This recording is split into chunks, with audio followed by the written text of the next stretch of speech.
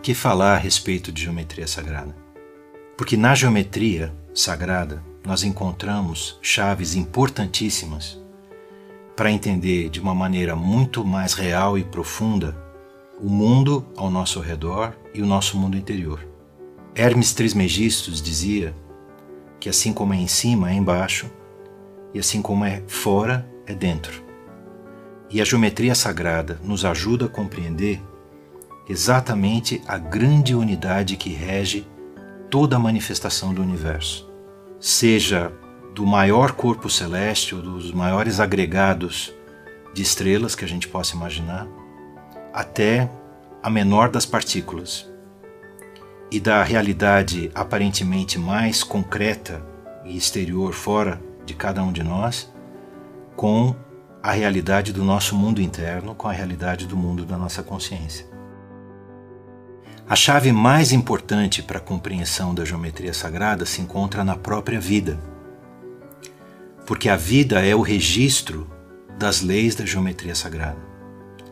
E é quando nós olhamos para a vida com esse olhar que nós passamos a reconhecer esses padrões incríveis, esses padrões tão evidentes e num primeiro momento não tão evidentes para o nosso olhar.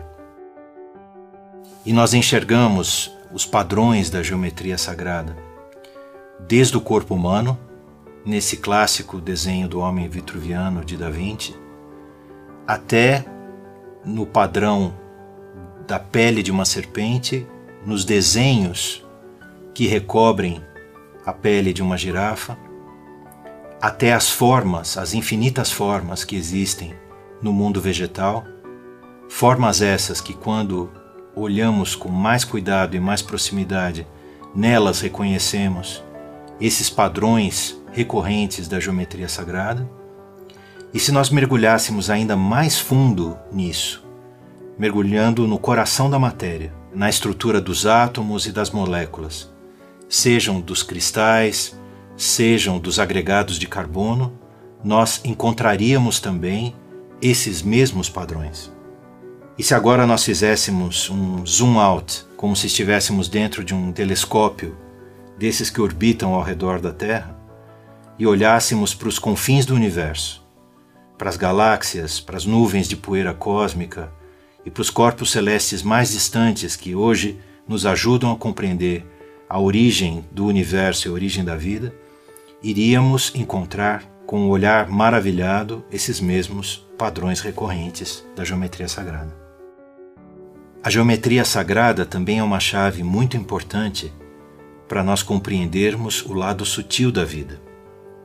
Não apenas os agregados de matéria e os desenhos que as diferentes formas de vida e nos diferentes níveis, no plano universal, no plano cósmico, no plano dos seres vivos manifestados e no plano atômico, mas também para que nós possamos enxergar a mesma unidade, a mesma harmonia, as mesmas formas que organizam e que regem a vida nos planos sutis.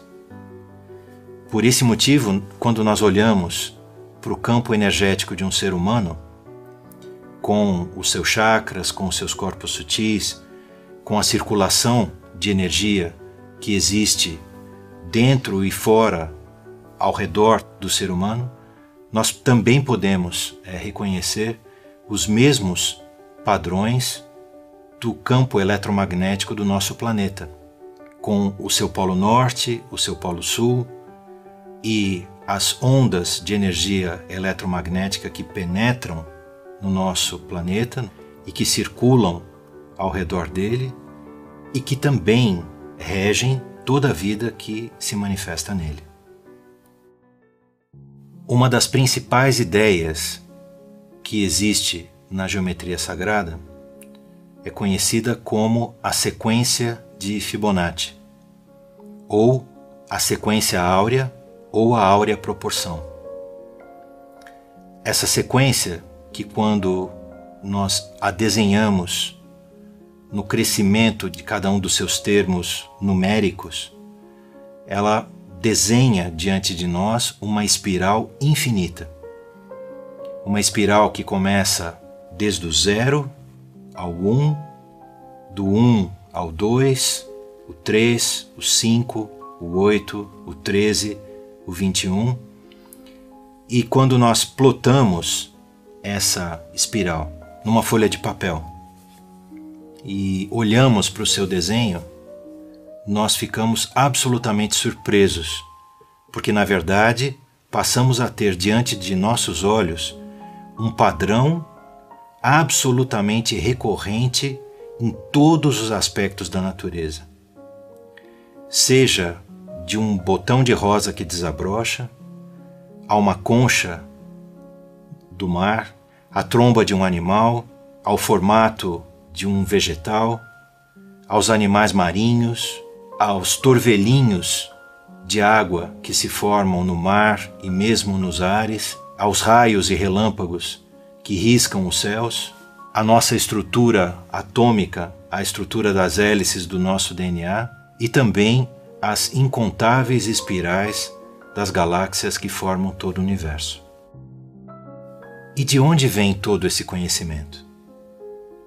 Esse conhecimento vem desde o princípio, onde o ser humano se torna consciente de si mesmo. E se tornando consciente de si mesmo, passa a reconhecer na natureza as leis que também regem o seu próprio ser. Nós podemos traçar os elementos históricos da geometria sagrada até o Egito Antigo, a própria Grécia com as escolas de Pitágoras, de Platão, de Aristóteles, aos fundamentos da geometria euclidiana, a todo esse conhecimento da antiguidade que, pelos caminhos mais diversos e atravessando todos os percalços históricos que separam a nossa suposta modernidade daquela suposta antiguidade, atravessando a Idade Média, a Renascença e chegando até os dias de hoje.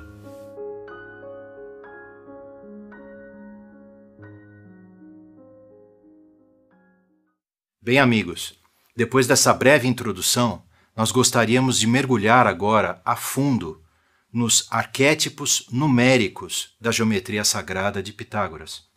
Arquétipos numéricos que indicam o desdobramento dos princípios universais na manifestação da vida. Comecemos então mergulhando a fundo nesses maravilhosos arquétipos dos números, de 0 a 10. Arquétipos que na geometria sagrada e nos conhecimentos da escola pitagórica nos dão as chaves da compreensão do micro e do macro, desde o macrocosmo, o universo, ao cosmo, a toda a vida manifestada e também e principalmente ao mundo interior do ser humano. Na geometria sagrada, o 0 representa o todo não criado, o todo não manifestado, também conhecido como o Tao. Essa é a fonte de toda manifestação, as águas sobre as quais paira o espírito, a ideia original não manifestada, a perfeita unidade entre a ideação e a forma que ainda não se separaram e que por essa razão, por essa perfeita unidade, formam o todo ainda não manifestado. O zero representa a eternidade antes da manifestação do tempo.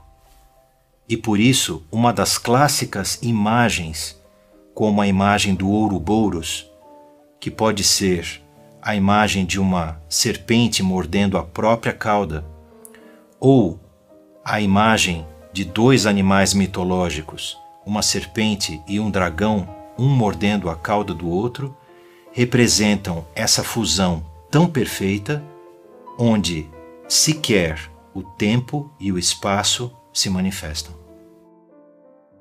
O Um representa a perfeita unidade de toda manifestação. Ele é ao mesmo tempo a mônada, o Pai absoluto, o princípio original de todas as coisas. O zero e o um, em realidade, contém todos os outros números. Não é sem razão que os seres humanos, à medida que se tornam cada vez mais autoconscientes, reconhecem que toda a realidade, em síntese, se resume ao não manifestado e ao manifestado, ao zero e ao um. O zero e o um também representam, na linguagem hermética, a síntese da divindade, porque Hermes descrevia a divindade não como um Deus externo, mas como o princípio da divindade em manifestação, como uma esfera sem limites, cujo centro se encontra em todas as partes. Ao contrário do que possa parecer num primeiro momento, o arquétipo representado pelo número 2 não representa dualidade ou separação, mas sim a mais perfeita das unidades. O 2 representa o positivo e o negativo que se encontram fundidos no 1. Eis a razão pela qual os pitagóricos representavam o número 2 como duas esferas entrelaçadas. Duas esferas cujos centros eram ao mesmo tempo a extremidade uma da outra. E nesse entrelaçamento encontramos a clássica Vesica Piscis, ou o ventre do peixe. Esse espaço, a Vesica Piscis, representa o campo de manifestação universal, onde, pelo entrelaçamento perfeito dos dois princípios criadores do universo, o positivo e o negativo, se manifesta um campo onde a vida pode então surgir e se manifestar. Dessa forma, quando compreendemos melhor os três primeiros arquétipos, o zero, o todo não manifestado, o um, o princípio uno de toda a criação, e o 2, a perfeita polaridade divina, o positivo e o negativo, que se manifestam em todo o universo, é que podemos compreender melhor a manifestação da vida que é indicada pelo arquétipo do número 3.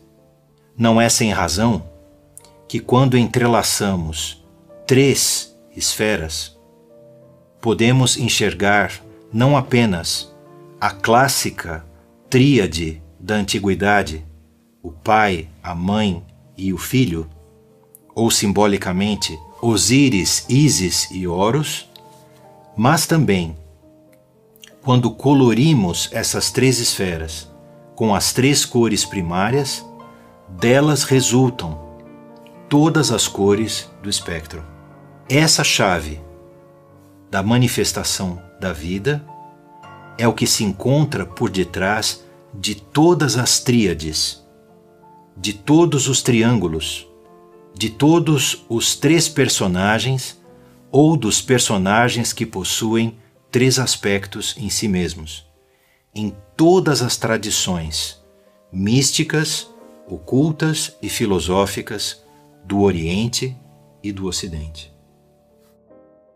Também é a partir do 3 que a geometria sagrada nos ensina que se manifestam todos os polígonos perfeitos, desde o triângulo, o quadrado e o pentágono. E são essas três formas que surgem a partir do entrelaçamento das três esferas da manifestação do arquétipo do número 3, que servirão de base para a construção dos sólidos perfeitos de Platão. Dessa forma, compreendemos que os arquétipos numéricos da geometria sagrada possuem uma lógica absolutamente concatenada. Porém, todo esse desdobramento prossegue quando olhamos mais detidamente para o arquétipo do número 4.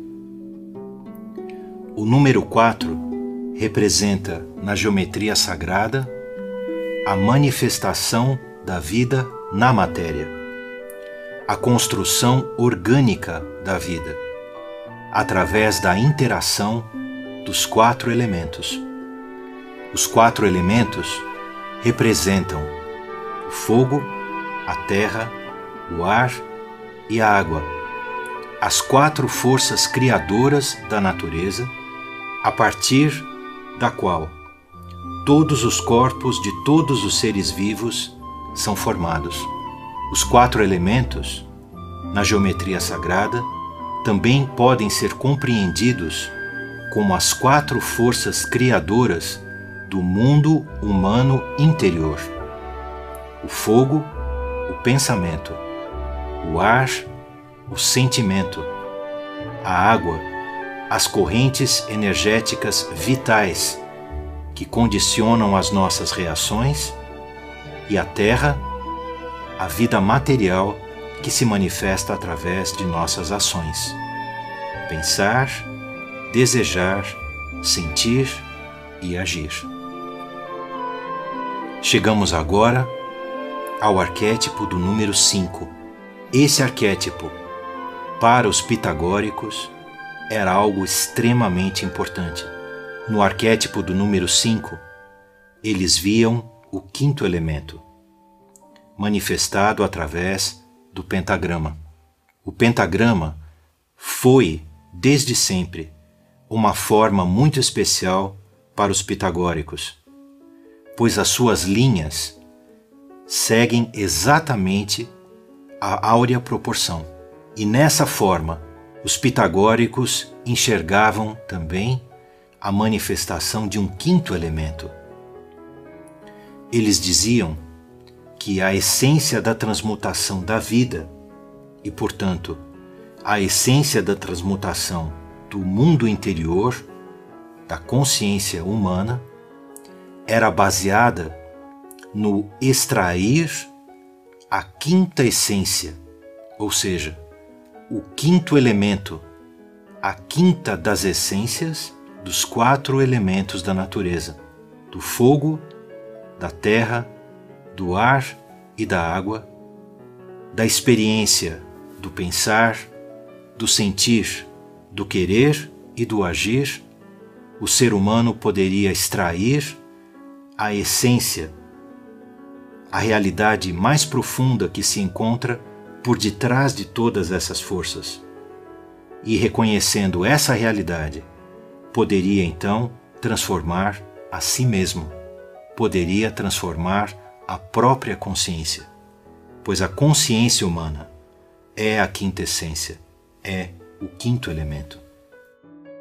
O arquétipo representado pelo número 6, vindo na sequência do pentagrama ou da 5ª essência, representa a transformação da consciência humana em um novo espaço criador.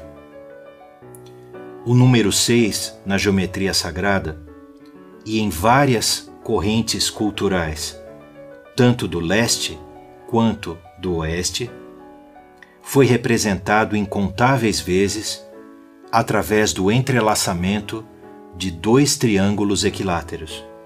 Nesses 2 triângulos equiláteros, podemos reconhecer as 2 forças criadoras do universo, a força criadora positiva da ideação e a força criadora negativa e receptiva da forma.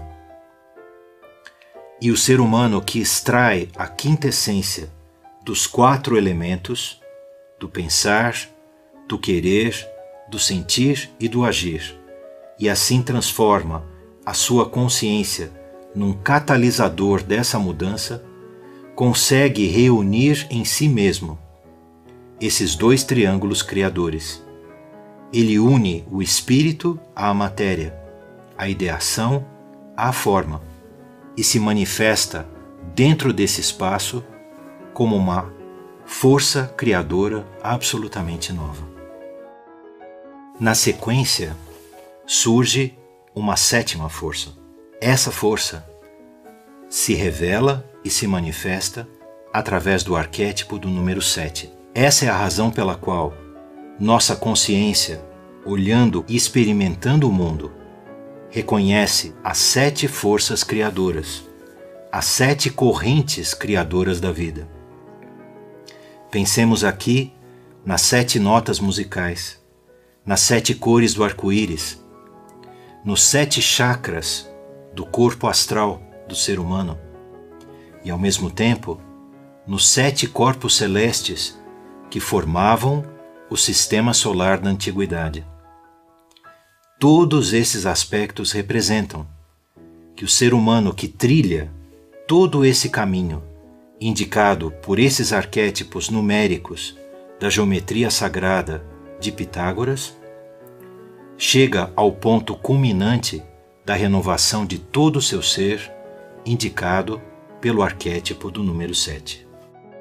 E assim chegamos ao arquétipo do número 8. O número 8, na geometria sagrada de Pitágoras, representava a eternidade. O número 8 era formado por 2 quadrados entrelaçados. E o entrelaçamento desses 2 quadrados indicava como dos elementos da natureza e da vida interior transformada, o ser humano poderia traçar um novo círculo. Daí a ideia oculta da quadratura do círculo. A quadratura do círculo podia ser traçada ou demonstrada quando, através da renovação dos 4 vetores internos da consciência, o pensar, desejar, sentir e agir, o ser humano poderia então transformar a realidade estrutural de sua manifestação, influindo diretamente nos 4 elementos do fogo, do ar, da água e da terra. Esse traçar de um novo círculo culmina com a manifestação de uma nova vida tríplice, de uma nova vida da ideação, o primeiro triângulo, de uma nova manifestação, o 2º triângulo, que são unidos por um 3º triângulo que se formou através da transmutação interior do ser humano, que é o triângulo da consciência. Assim, no arquétipo do número 9, podemos reconhecer a manifestação do ser humano perfeito, de um ser humano composto por 9 aspectos. Um primeiro triângulo da perfeita ideação, o espírito. Um 2º triângulo da perfeita manifestação, simbolicamente um novo corpo, que são unidos por um 3º triângulo, o triângulo de uma nova consciência, de uma nova identidade, simbolicamente o triângulo de uma nova alma. O número 9 indica o ser humano que uniu espírito e matéria através de uma nova consciência. Essa é a razão pela qual, em diferentes culturas, podemos reconhecer a perfeição do número 9, desde o Antigo Egito até no Oriente, pela manifestação dos eneagramas de Gurdjieff, ou mesmo nas raízes hebraicas do nome de Adão ou Adamas, formado pelas 3 letras Aleph, Daleth e Mem, cujos valores numéricos 1, 4 e 40, quando somados, representam a perfeição do número 9. E assim chegamos ao último dos arquétipos básicos da geometria sagrada, o arquétipo do número 10. Começamos nosso diálogo sobre os arquétipos pitagóricos numéricos falando das 2 bases criadoras do universo: o todo não manifestado, o 0, e o todo manifestado, o uno, o princípio criador de tudo, o número 1. E agora chegamos novamente ao encontro dessas 2 grandes forças criadoras fundamentais, resumidas e unidas, sintetizadas no arquétipo do número 10. Essa é a razão pela qual, na geometria sagrada pitagórica, o número 10 representa a realização, o coroamento,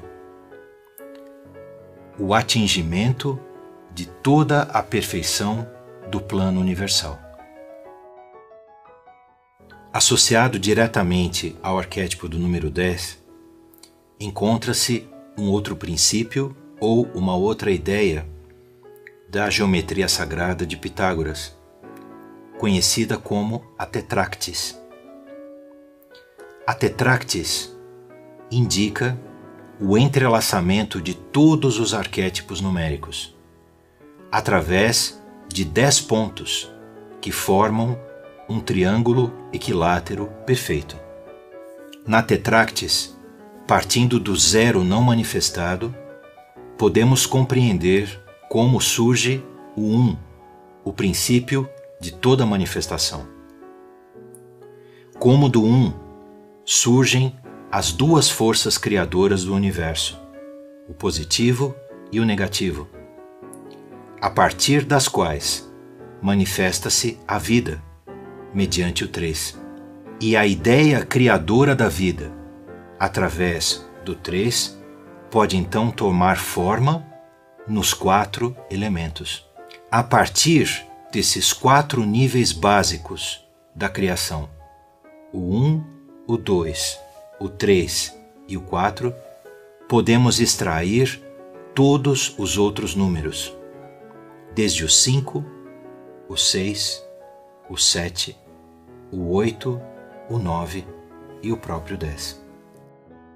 A tetractis também foi utilizada na alquimia. A alquimia que indicava que a partir do princípio uno criador, que se manifestava pelas correntes positiva e negativa, pelas correntes dinâmicas criadoras, podíamos extrair 3 novos elementos de consciência: Mercúrio, Sal e Enxofre, cuja força de transformação poderiam então influir na transmutação dos 4 elementos: o fogo, a terra, o ar e a água. Ou também que a partir de uma nova força solar central, que se manifestaria através de uma nova consciência, portanto, Sol e Lua, poderíamos transformar as 3 forças da consciência, Mercúrio, Vênus e Marte, pensar, sentir e querer, em uma nova forma quádrupla, transmutando os 4 elementos da personalidade humana. Através do desdobramento das infinitas esferas que formam a manifestação dos arquétipos numéricos, podemos enxergar nesse entrelaçamento os 10 pontos que formam a Tetráctis. Amigos, depois de termos visto em detalhes a composição desses 10 arquétipos, dos 10 números, das 10 ideias centrais da geometria sagrada, nós gostaríamos agora de ilustrar como esses 10 arquétipos se entrelaçam na manifestação da vida.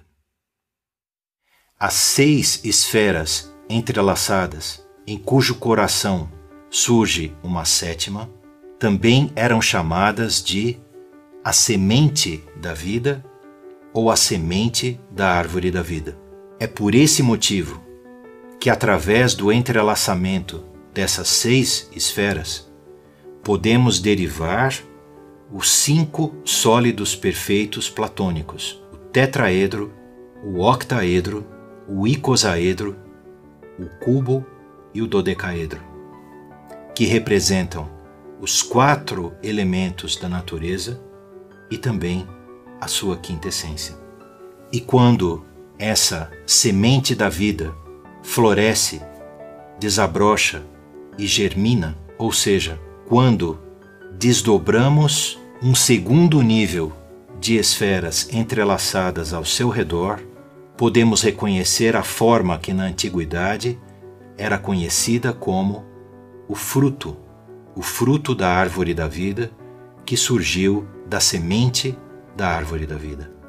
E uma das coisas mais fascinantes em relação a esse conhecimento relativo à geometria sagrada é que podemos nele reconhecer os padrões do crescimento da própria vida, da divisão celular de um embrião humano, desde o momento da fecundação ao primeiro desdobramento e à formação de um totalmente novo ser. Pois bem, queridos amigos, fizemos apenas um resumo dos principais pontos que encontramos nesse riquíssimo livro chamado Geometria Sagrada. Nele existem muitos outros elementos que passam pela música, pela arquitetura, pela matemática e também por diferentes aspectos da história, tanto em seus aspectos exteriores quanto interiores.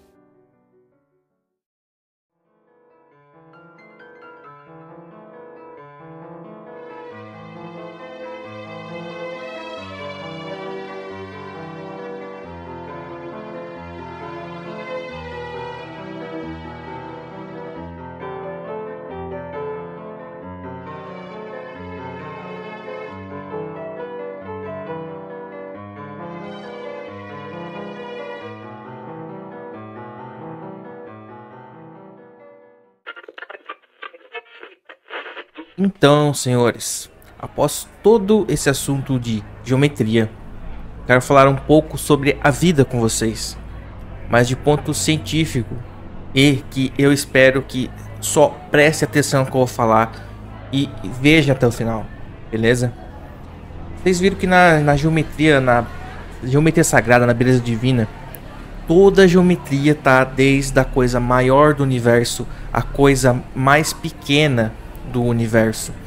Lá de nossa pele, nossas células, a pedra, a areia, o floco de neve, tudo, se você der um zoom, vai ter um formato geométrico. Aí você vai dar um zoom no grão de matéria, você acha lá uma célula ou um átomo. Você dá zoom no átomo, você vai encontrar os quarks, que são as partes dos átomos. Se você dá o zoom nos quarks, você vai encontrar o bóson de Higgs. Tudo que você der zoom no macro para o micro vai ter sempre um formato geométrico, vai sempre existir a geometria ali mostrando o equilíbrio. E qual que seria a probabilidade, então, senhores, que vocês olhem para mim assim e perguntam, vamos perguntar aqui, qual é a possibilidade de toda essa matemática ela ter acontecido, toda essa geometria ela ser por simplesmente acidente? Vocês já pararam para pensar, tentar calcular como que seria, como, se realmente tudo aconteceu por acidente, quanto tempo matematicamente e em probabilidade levaria para esse acidente acontecer? Juntando isso com os dados que a gente tem real, fora esse devaneio teórico aqui. Então, antes de eu entrar nesse devaneio teórico, eu quero lembrar os senhores. Um homem, uma vez, sentou na cadeira, ele pensou, ele se aprofundou nessa questão da matemática, descobria as coisas da beleza, não do porquê da beleza ser a priori, porque a gente se atrai, porque essa simetria é importante, porque todas as leis, a matéria, são tudo baseado na simetria. Houve uma pessoa que descobriu isso e descobriu muito mais coisas, e ele deixou rastros na tela. Aí vou estar passando para vocês agora aí imagens do que eu tô falando. Um grande exemplo disso, uma pessoa respeitada que fez grande coisa, foi Nikola Tesla, que deixou aquela tabuada do mapa da matemática que ele usava, e baseado na simetria divina, e nisso ele desenvolveu coisas reais que funcionam. O Wi-Fi que você está usando na sua casa agora, entendeu? Então existe muito mais coisa por detrás da beleza em si, tirando todo o caráter de merda, esse papinho de VSM do caralho que vocês ficam pra correr atrás de talher, entendeu? Então agora, após eu citar isso daqui, vamos aqui comigo então, pessoal. Como eu pensei assim, vocês viram que a simetria tá em tudo, o Fibonacci, tudo, tá? Não dá pra você falar, não existe, não, isso aqui é devaneio da cabeça do Yanni, isso aqui é papo furado de jovem místico, é o caralho que é, cara, não tem papo nenhum não. E foi mostrado aqui pra vocês. Eu resolvi mostrar vídeos hoje, porque às vezes é muito melhor eu mostrar material que já existe do que eu perder vários e vários dias da minha vida, por exemplo, aqui tentando fazer, eu mesmo falando. Eu poderia falar assim, nossa, eu sou intelectual pra caralho, descobri sozinho. Não descobri sozinho, então eu estou compartilhando com você a informação. Porque propriedade intelectual para mim é uma coisa que não existe, entendeu? É uma informação, é o direito de todas as pessoas. Então, como eu estava falando, que eu vejo como que as coisas não é por acidente. Então eu vou fazer um cálculo matemático com vocês aqui a respeito do que? Eu vou fazer um cálculo com vocês aqui a respeito do surgimento da vida. Então vocês vão acompanhar o raciocínio aqui comigo, talvez não seja muito fácil. Eu vou colocar aqui na tela com vocês um bloquinho de notas, tá? Para vocês aqui, ó, acompanhar comigo aqui. Beleza, gente? Então vamos fazer o seguinte cálculo aqui comigo. Toda a informação que eu vou estar falando aqui com vocês, eu vou estar colocando o link dessas, onde eu peguei essas informações, para vocês poderem conferir. Ou seja, para a posteriori você fazer a sua experiência, se você quiser pegar a calculadora, fazer todo esse cálculo aqui que eu fiz e me deu trabalho pra caralho para fazer, para mostrar aqui para vocês. Então é o seguinte, pessoal, a idade da Terra, a Terra possui mais ou menos 4,5 bilhões de anos. E dizem, segundo a ciência nicolaísta, o cientificismo, diz pra gente que a primeira padrão de vida simples na Terra apareceu em torno de 3,5 bilhões de anos. Bom, baseando-se nessa informação que está na tela, então, eu vou dizer para vocês o seguinte. Uma célula, ela necessita de ao menos 100 proteínas para uma célula se formar. Entendeu? Aí, o que acontece, pessoal? Cada proteína tem a probabilidade matemática de 10 elevado a 20 para que elas apareçam no mesmo lugar, no mesmo espaço-tempo, para se aglomerarem e formar uma célula. Vocês entenderam? Ou seja, eu preciso de 100 proteínas se encontrando no mesmo local, ao mesmo tempo, num acidente, para formar acidentalmente uma célula ou um ser vivo básico, que nem uma ameba, por exemplo. Beleza. Então, gente, a probabilidade de 100 proteínas aleatórias se encontrarem no mesmo local e formar uma célula tem a probabilidade matemática. Eu vou estar usando estudos aqui que eu encontrei e estou repassando para vocês, tá? A probabilidade matemática disso acontecer é de 10 elevado a 20. Ou seja, as chances disso acontecer é de 1 para 1 vintilhão. Vocês sabem que a unidade de vintilhão tipo, cara, é acima de bilhão e de trilhão, cara. É tanto zero que não dá para exemplificar aqui, entendeu? Se eu fosse colocar todos os zeros que tem aqui, não cabe aqui no bloco, entendeu? Então eu deixei só essa numeração simbólica aqui para você ter uma referência visual do que seria. Então a chance disso acontecer é muito, mas é muito difícil, muito mesmo. Só que só baseando na dificuldade disso acontecer, às vezes não é suficiente para entender porque a gente precisa do fator tempo e não do fator tentativas, entendeu? Então lembrem-se, uma só proteína, se ela se encontrar uma com a outra,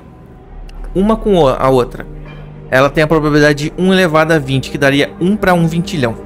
Agora lembre-se que eu falei para vocês que para uma célula se formar precisa de 100 proteínas. Isso aqui a gente falou da possibilidade de uma proteína.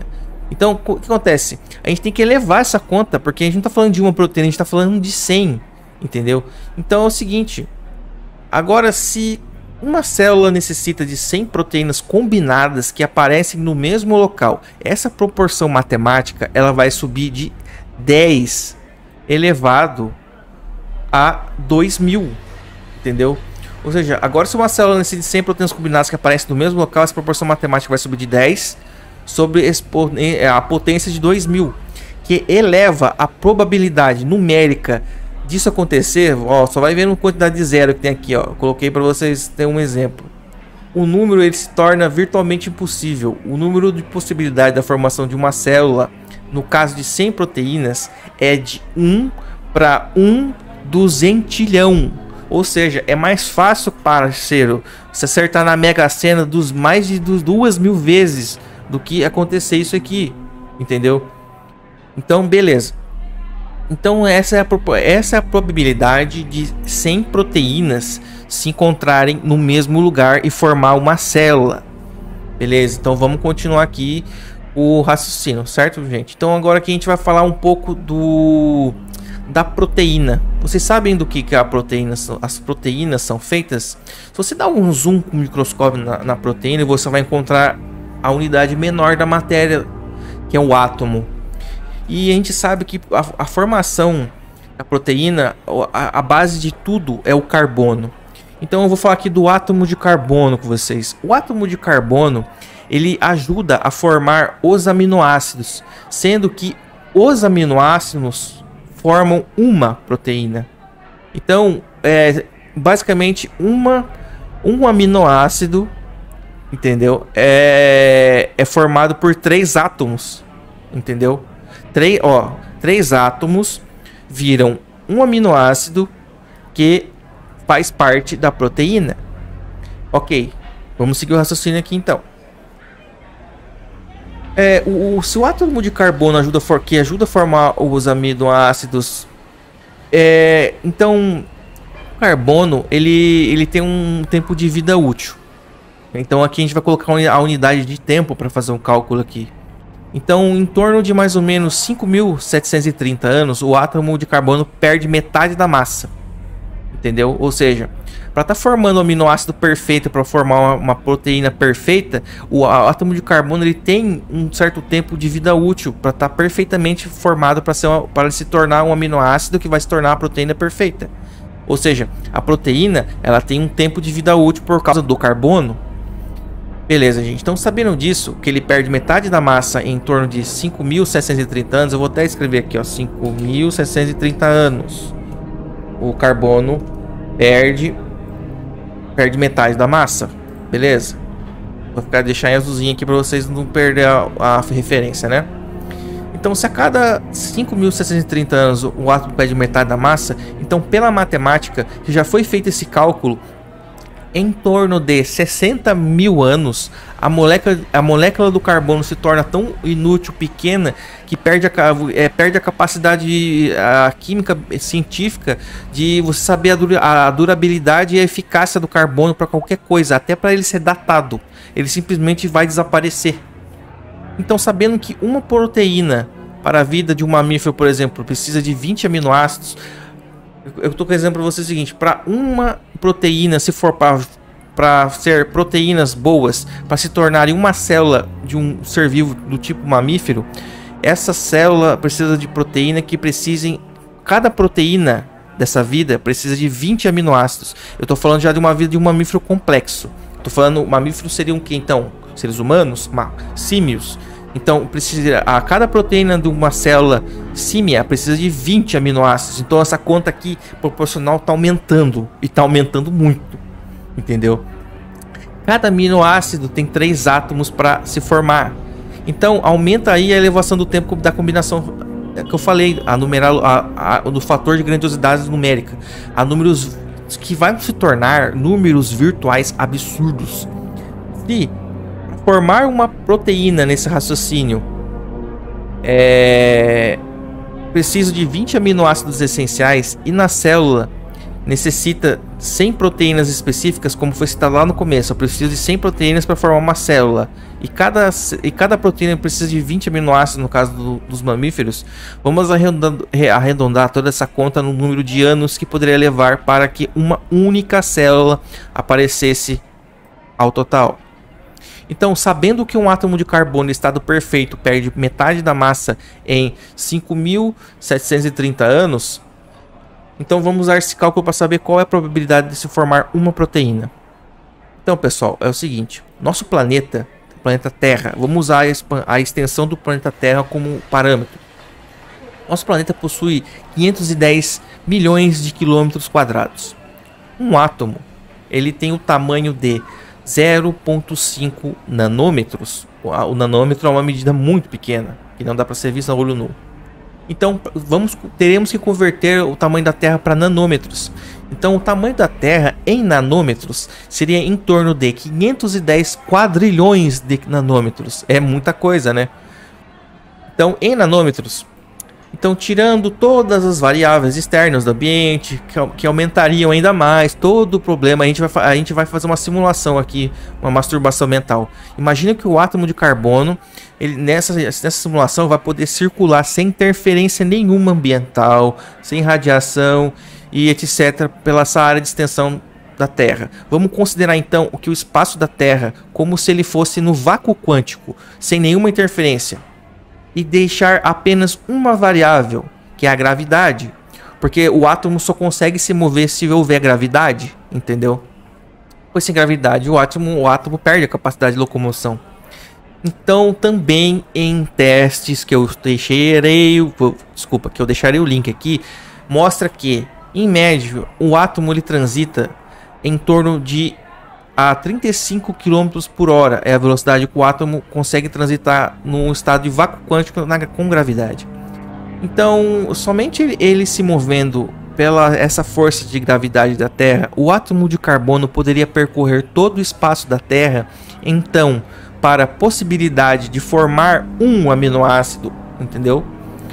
Para poder virar uma proteína, esse átomo levaria em torno de mais ou menos 1662 anos, e perderia nesse caminho todo em anos 30% da sua massa, segundo aquela conta que ele perde metade da massa em 5.730 anos. Então em 1662 anos, que é o tempo que um átomo levaria para percorrer toda a distância da Terra, ele perderia 30% da massa. Assim, sem estar num estado perfeito, esse átomo não atenderia a qualidade de formar a base de um aminoácido, que levaria, se ele se encontrasse com mais aminoácidos, formar uma proteína. Então a gente multiplica essa conta. Então para 3 átomos, porque não é um átomo que forma aminoácido, são 3. Então multiplica isso por 3, porque um aminoácido é formado por 3 massas. Então você vai obter ali a questão do seguinte: 3 massas para virar um aminoácido, calculado isso em anos, levaria em torno de 4.986 anos para que se formassem um aminoácido, mesmo em condições perfeitas de vácuo quântico, existindo apenas gravidade. Tendo 30% de chance dessas 3 massas se encontrarem e formar um aminoácido dos 20 necessários para estar formando a proteína, isso levaria numa multiplicação geral desses fatores, como para formar, por exemplo, a vida de um símio humano, com todas aquela probabilidade numérica, 99 mil anos. Sim, isso, ou seja, em 99 mil anos, existiria ainda 30% de chance de 3 átomos se encontrar no mesmo local. Ou seja, em 99 mil anos ainda não seria 100% de chance disso acontecer. Existiria 30% de chance disso acontecer. Entendeu? Porque são 3 átomos que tem que se encontrar no mesmo lugar, que tem que se encontrar, que não podem ter perdido massa nesse meio tempo. Como eu disse, se levar tempo demais, como o átomo de carbono ali perde metade da massa em 5.730 anos, eu já não conseguiria formar um aminoácido de qualidade e não conseguiria formar uma proteína para sustentar a célula. Então aqui o que acontece? Aqui obtemos os números teóricos finais da possibilidade de que uma célula, a vida, surgiria ao acaso, se realmente o acaso fosse a questão de todo o surgimento da vida. Então a gente vai tentar simplificar as coisas, né, pessoal? O que acontece? Se preciso de 100 proteínas que necessitam de aminoácidos que dependem do carbono, mais 2 moléculas, como citei, para surgir uma célula de vida, é que para a chance de uma proteína se formar por acidente, segundo as médias, é acima de 99 mil anos, com 30% de chance de acontecer. A gente vai fazer a seguinte conta aqui, pessoal. A gente vai multiplicar todos esses anos que existe 30% de chance de se formar uma proteína de qualidade, multiplicado pela aquela probabilidade que eu falei lá em cima, cheia de zeros, que eu falei para vocês, de que essas 100 proteínas acidentais formadas teriam que estar no mesmo lugar, teriam que se encontrar todas no mesmo lugar para formar uma célula, entendeu? Então o que acontece, gente? O que resultaria para que isso em matemática viesse a acontecer, levaria em anos, em média, todo esse tempo aqui, ó, 9,9 setilhões de anos, no mínimo, na probabilidade matemática para isso acontecer. Beleza, isso aqui é matemática, isso foi calculado, tá? Isso tá com isso, tem os estudos aqui, vão estar no link. Para existir uma vida simples, baseada em toda essa questão matemática das probabilidades, tanto do átomo de carbono formar um aminoácido, o aminoácido formar uma proteína e 100 proteínas se encontrarem no mesmo lugar para formar uma célula, toda essa probabilidade em anos levaria 9,9 setilhões de anos. Certo, pessoal? E é um tantinho de zero interessante aqui, né? Olha só.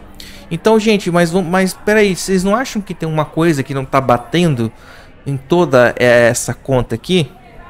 Então, o que acontece? Se eu preciso de 9,9 setilhões matematicamente de probabilidade de anos para que surgisse uma célula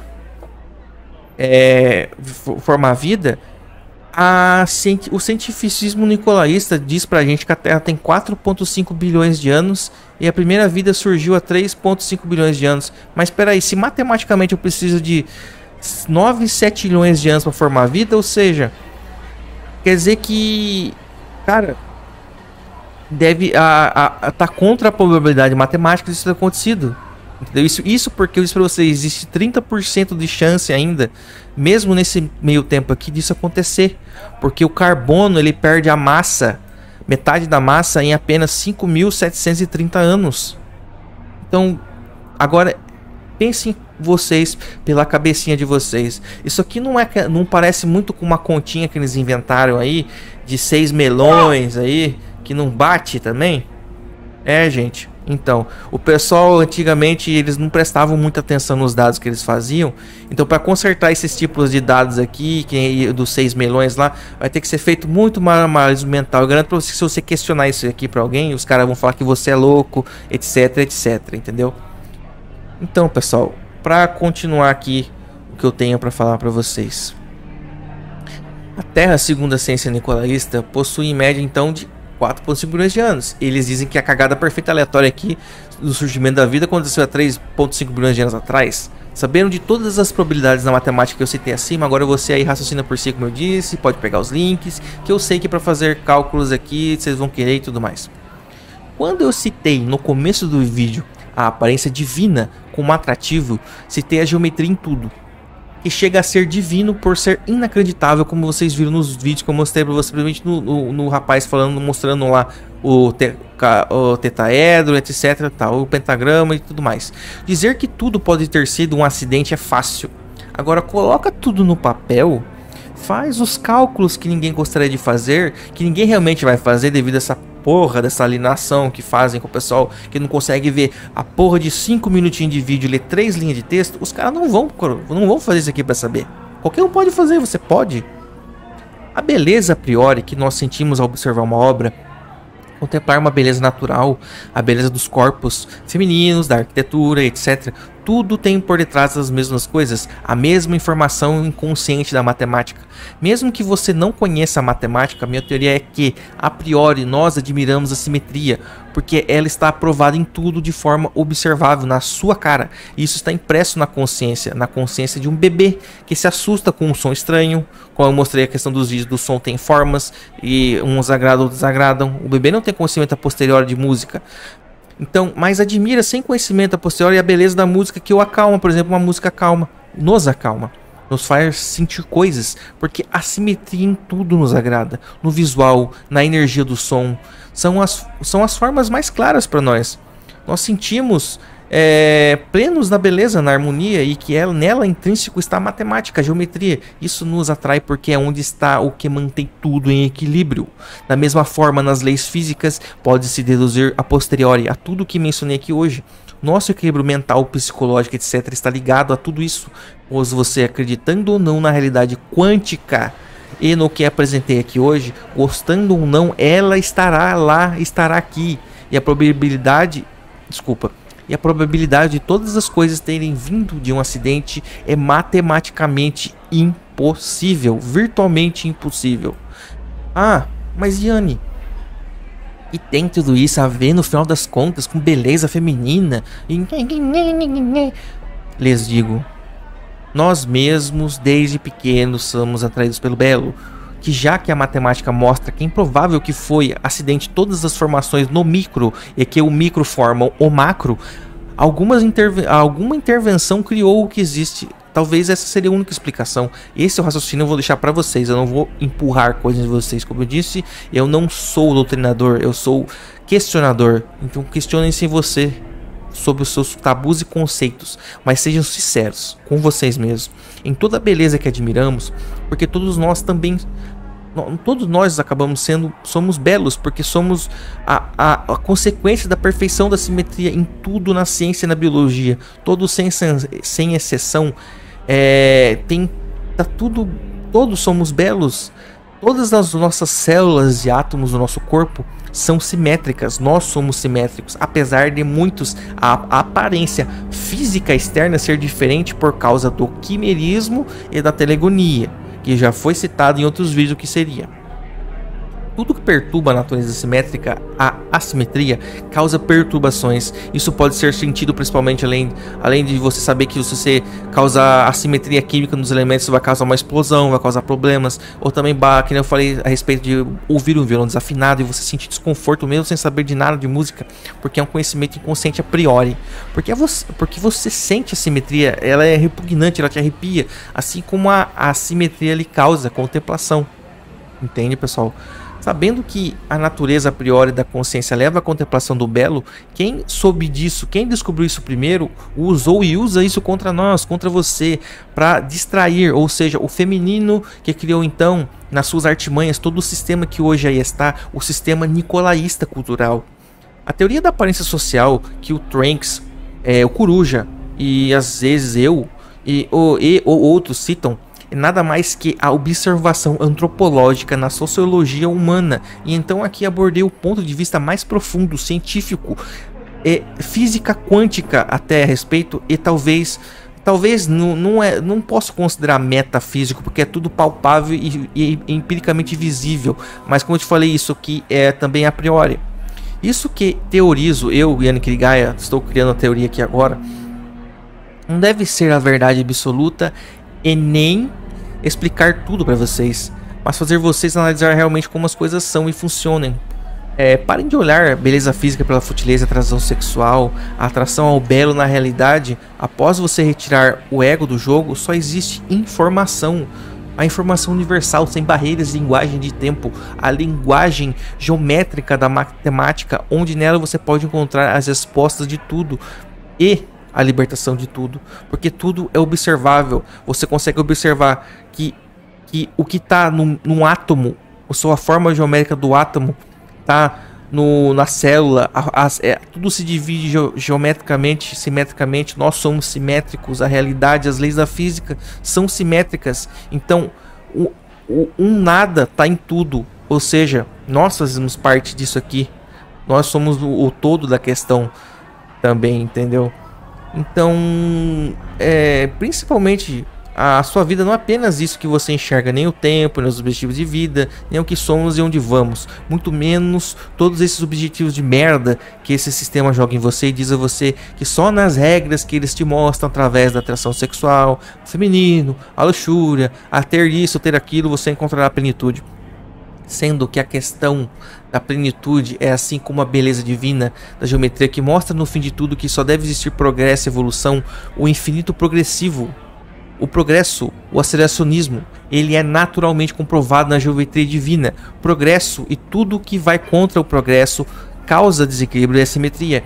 Quem quer atrasar todo o aceleracionismo, evolução, etc., é justamente o mais forte que obteve o conhecimento primeiro e mantém todos os ignorantes através do conhecimento, para manter o seu poder sobre os demais.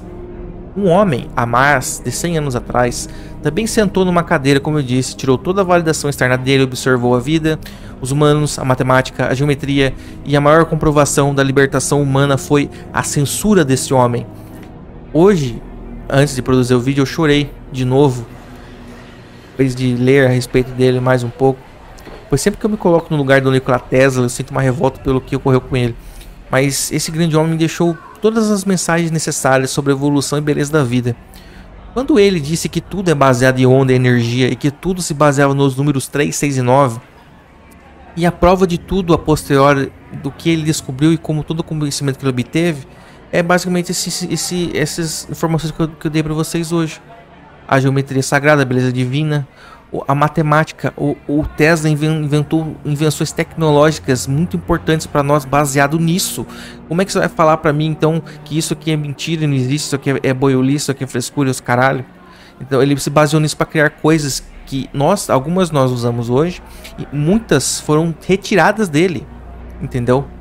Então ele descobriu, e como todo o conhecimento que ele obteve, ele não queria dominar o mundo, ser rico e criar patentes para si. Ele, como um exemplo de homem Sigma, e que o Sigma tem a tendência, ele tem a tendência de ser um homem sem validação externa. Então observa o exemplo do Tesla. Foi querer ele libertar todos os humanos, dando eles a energia livre e infinita, pois todos sabem que tudo que é produzido e feito no mundo necessita de energia, e quem tem as fontes energéticas domina tudo. Então, em suas invenções mecânicas, os motores, a energia infinita que ele sim descobriu e foi tomado de nós e foi tomado dele. Quando ele descobriu a energia sem fio infinita do elemento abundante no universo mais abundante e infinito chamado éter, que ele chamou de energia potencial, Tesla deixou evidente seu conhecimento e sua base científica em pequenos artefatos de informação, como por exemplo o seu diagrama de tabuada de Tesla, onde você pode olhar e verá que, baseado na geometria divina, ele baseou-se para criar tecnologias evolutivas, quais todas dele e da humanidade foram roubadas e estão em posse do sistema. Pessoal, a atração, a beleza, tem profundos significados, mais do que você jamais poderia imaginar. Mas pode descobrir e chegar a ela, desde que você largue essa porra de validação externa. Como gênios vários fizeram no mundo, Tesla, Michelangelo, Da Vinci, etc. Estamos todos em plena distração. Enquanto eles, entre aspas, fazem isso por elas, sendo que elas que mandam neles, estão usando tudo que sabem para nos manter como bovinos num curral, infantilizados, distraídos com um buraco que cheira a tilápia e contém mais germes do que uma privada de rodoviária. Após tudo isso, saibam que a beleza tem um conceito científico muito mais do que a porcaria de assuntos de VSM e conteúdos para fazer você se ajoelhar por talher. Bom, senhores, é isso. Eu queria dizer que a atração genuína pela beleza é científica e quântica a priori, e a posteriori ela é usada contra nós, através do nosso ego, paixões e instintos primitivos. Só lhes digo mais uma vez sobre esse assunto. Acordem para a vida e lembrem-se, a informação é a coisa mais importante desse universo e o conhecimento, ele liberta. E por isso, hoje vivemos uma ditadura de censura e cultura de alienação, pois estamos todos na era da tecnologia e o nicolaísmo cultural odeia a tecnologia, a não ser que esteja na mão deles, pois é através dela, através da tecnologia, que nós seremos ou totalmente escravizados, ou será através da tecnologia que virá toda a nossa libertação. Então aqui foi Yannick Irigaia da Terra 88 e eu só posso desejar para vocês tenham uma ótima vida. Pô, caralho, vai sair esse café aí não, cacete.